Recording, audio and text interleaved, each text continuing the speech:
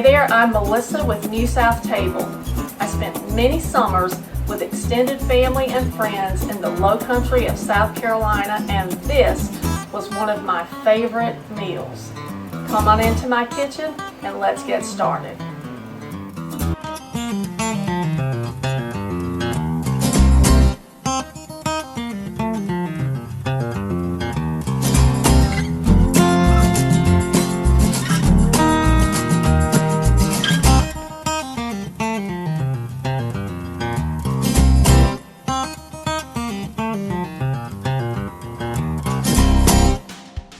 Although it's not required, this dish is made using a pressure cooker. It really saves time, and it was one of the best investments I've ever made.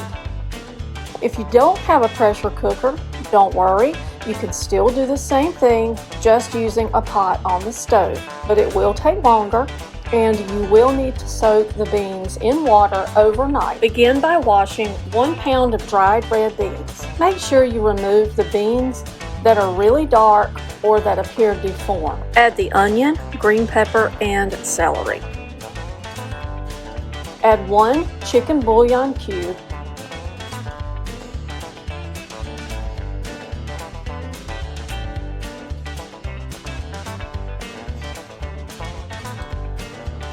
Add 2 teaspoons of seasoning. I use our New South Table seasoning blend, and I will link that recipe in the description below. But if you don't want to make your own seasoning, that's okay. Just use a Cajun seasoning, and these are easily found in most grocery stores.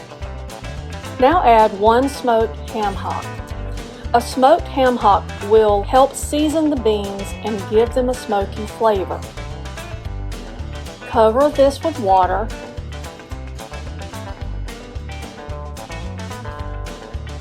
Now cook using the directions on your pressure cooker for cooking dried beans. This usually takes about 30 minutes in mine, but this may vary depending on the pressure cooker that you're using. When the cooker has decompressed and it's safe to open, this is what your dish should look like. You may find that there's a little more liquid in here than you would like, and if so, you can ladle some of it off. And of course, you can always use that to add with a little cornbread and have a snack. Yes, I digress. So we want the texture of these beans to be a bit creamy.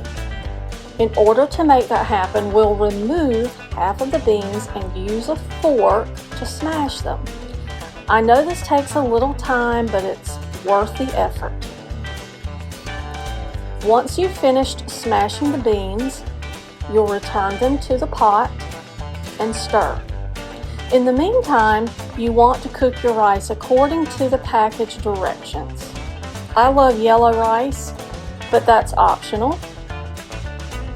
You can always spice up your rice a little, and if you would like, you can always add Cajun seasoning to your rice before it cooks.